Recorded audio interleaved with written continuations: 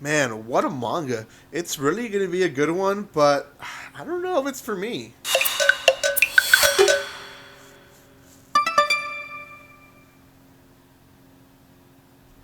Hey guys, welcome back to my channel. It's me, Irvin, and yes, I'm finally trying to do more manga reviews. The season has already started, and I've done a bunch of anime first impression videos.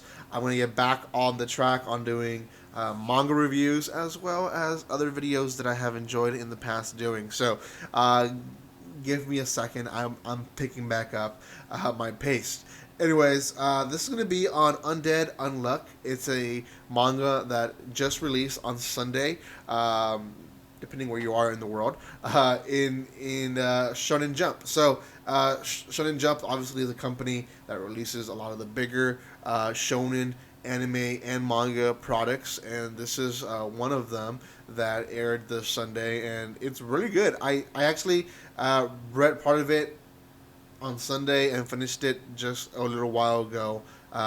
It's each first chapter is always long for Shonen Jump. Most first chapters are about 55 pages, which is longer to the typical maybe 20 pages of what chapters usually are in Shonen Jump. So it is longer than usual, but still a good episode. Chapter. Now, before I continue, guys, a few things. If you have not done so by now, make sure you subscribe to my channel. Hit that bell button if you guys don't mind, and you'll be notified when I go live and when I upload videos just like this one. Wow, it's too early today, guys. Sorry. Also, if you want to further support my channel, comment, like, and share. That just helps. There's a link down there below where you guys can buy some cheap manga and anime, so go check them out as well. Lastly, guys, there is a spoiler alert if you don't want to know what happens in the first chapter, but for the most part, I'm going to guess you're here because you want to know what happens in the first chapter anyways. So, yeah.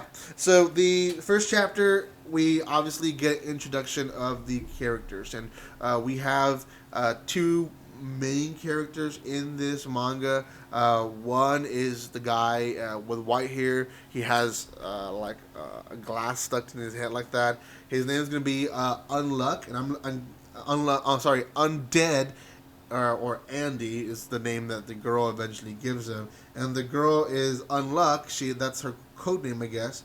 And Fuuko is her actual name, but Unluck and Undame is basically the names they give them. A company gives them because they are in the run. Now, we find out in the first part of the chapter, Fuuko is trying to commit suicide. And the reason she's doing that is because she has this curse, and everyone is close to her, and they're trying to make her not do it, right? And essentially, we get a little explanation, and then eventually we get the full explanation of her power.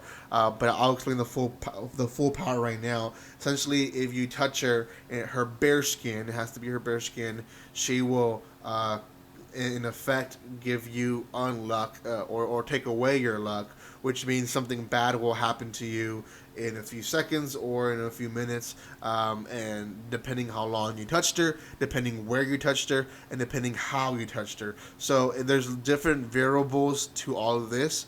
In part of the first chapter, the guy that's undead, he kisses her, and because of a kiss, there was this meteorite that hit the building that he was in. So it just depends on what you do. Then the guy shows up, after hearing her story of how she's unlucky, and he grabs her to see if it's true, and he gets hit by a train. Like, he falls and off the bridge. He gets hit by a train. He's cut to pieces, and she's freaking out like, oh no, my unluck has hurt another person. And then he regenerates, and he's like, well, that didn't kill me. But he takes her with him, and essentially we find out his story. And essentially, he's been alive for years, and he has not found a way to kill himself. He's the undead. He is basically someone who, if you chop him up, if you shoot him, if you blow him up, he's still going to regenerate.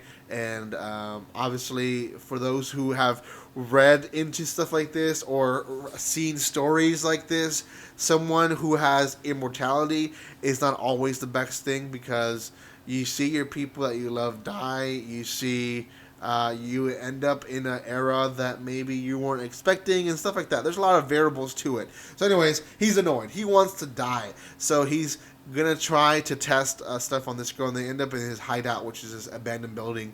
And at the same time, there's these like secret agents. I don't know what organization they are yet, but they're essentially following them. And while he's trying all these tests on her to see, what happens depending how long he touches her, where he touches her, and stuff like that, they eventually barge in and they trap him in I guess, a container that seals his curse.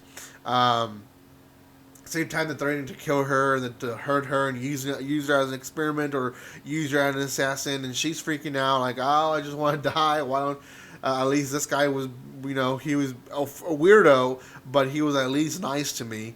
And then his unluck hits because he had been grabbing her for a while. Actually, the thing he did for her was cut her hair because she had this long hair because no one can touch her without even dying. So he touched her for 15 minutes while cutting her hair. Anyways, his unluck finally comes, and it's a lightning that strikes him, and it basically kills everyone who's beside him. Another power of the undead guy, or Andy as she calls him, he has this thing stuck in his head, and the reason he has it stuck in his head is that when he removes it, the knowledge that he has contained and the power of being alive and not dying and the abilities of having all that are released when he takes that. It's basically a little torch to his power.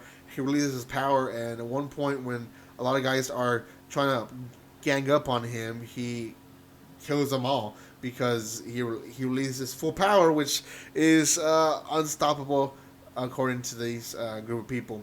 The last part of the chapter is essentially him receiving the worst luck, which is, I already explained it, the meteorite. He kisses the girl because he has a hold of the other guy, and he's trying to make sure that she is able to escape and he's able to kill the boss or the ringleader.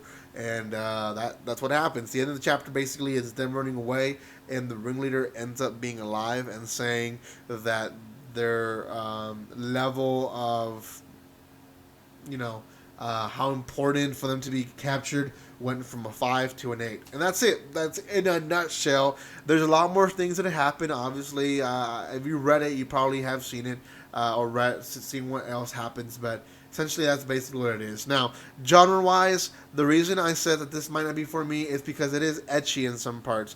Like, he gropes her because he wants to get the full experience to see what it triggers him to get the worst kill. If you've seen my videos, I'm not the biggest ecchi guy, and that's the only thing that throws me off, because the etchiness is essentially part of his character. He's an ecchi character as himself, and it's not like we are watching Dragon Ball where the pervy character is a side character and you see him once in a while. It's the fact that he's actually the main character that throws me in a loop, throws me in a, well, I don't know if I want to see this. Obviously, there's other mangas and animes out there that are like this that I have seen and I have enjoyed.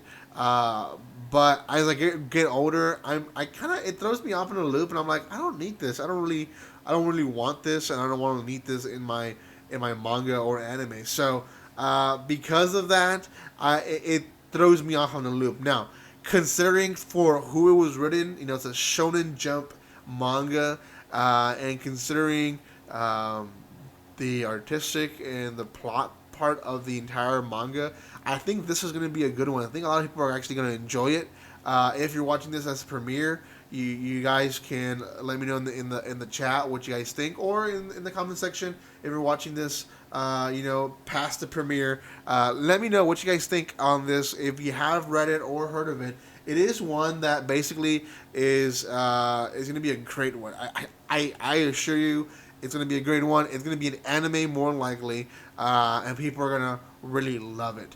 But at the same time, it's not for everyone, and that's okay. Not everything is made for everyone, and in fact, nothing is made for everyone. So I think out of 10, be respectful to who it was written. I think it's a 7.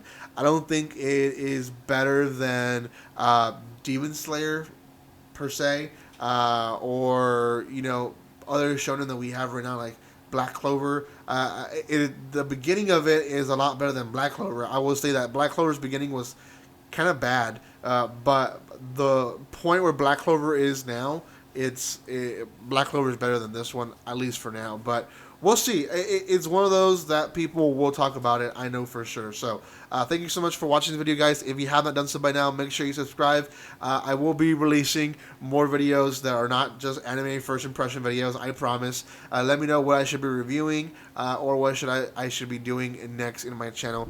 Thank you guys for all that. We're almost at 3,000. I will be doing something special, hopefully, for that achievement, I guess. Thank you again, and like always, guys, don't be strangers. See you guys.